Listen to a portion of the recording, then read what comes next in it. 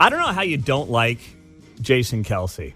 I really, obviously him and Travis have this podcast that is wildly popular. And it was wildly popular, and then you factor in Travis now dating Taylor Swift, and it's just gone bonkers. Now, listen, there's a lot of players who do podcasts. Like, this is part of their brand. This is part of their post-playing future. This is what they want to do.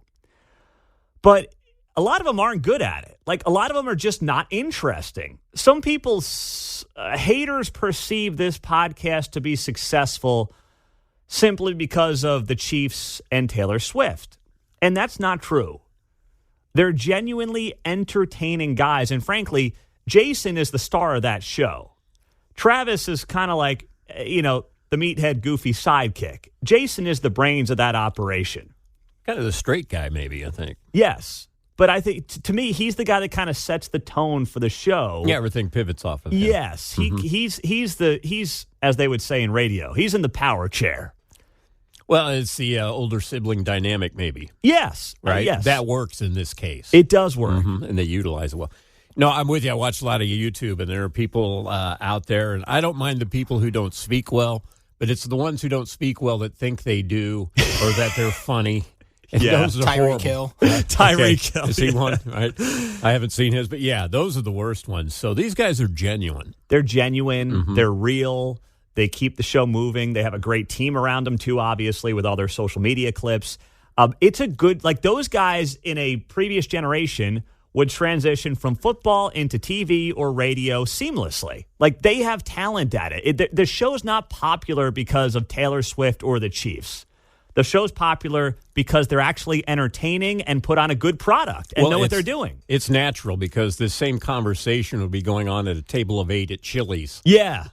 Somewhere. Mm-hmm. That's just them. That is them. They could be anywhere. They're entertaining we just guys. happen to get to hear it. Exactly. And that's what makes it work. So I bring that up because in their show this week, they talked about Jason ending up shirtless, chugging beers in the suite. And it was the first time he met Taylor Swift, which I didn't realize it was the first time they had met. So imagine meeting your potential future sister-in-law, who happens to be the most famous person on the planet right now, I would argue. And you're going to end up shirtless, chugging beers all day and high-fiving random strangers. Like, I don't know how you don't like that. I don't know how you claim that this is like some woke conspiracy theory meant to get everyone vaccinated with, the COVID-19 shot or something like that. Like, it's actually the antithesis of it in many ways. Like, if you thought that there was some grand conspiracy around Taylor Swift, the last people you'd put her around is Jason Kelce. Like, the last one. So anyway, he's talking about this yesterday. Let's roll the tape.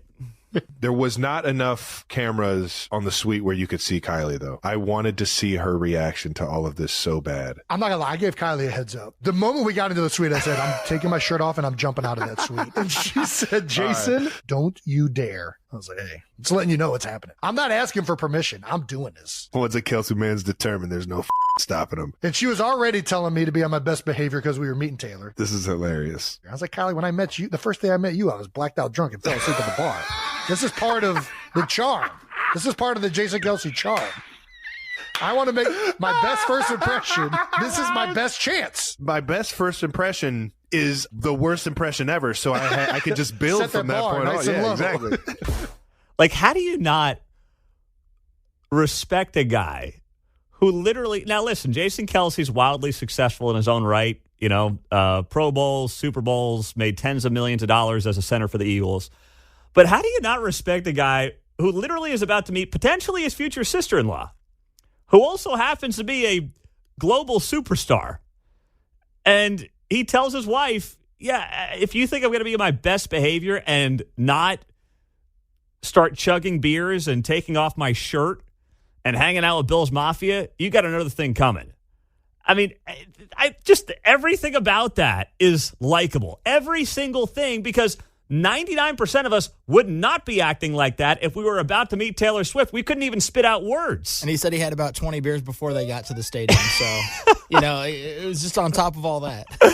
Oh, it's just so good.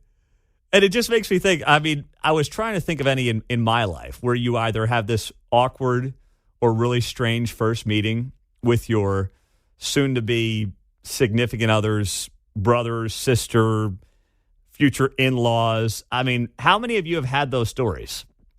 And I'm sure I could line them up at 913-408-7957. But nothing's going to top Jason Kelce finally getting to meet Taylor Swift, who's been dating his brother for, 7 months now.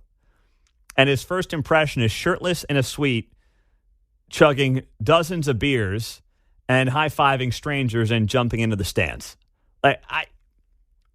If you don't like that, then you don't like fun. You got to get some fun in your life if you can't appreciate that.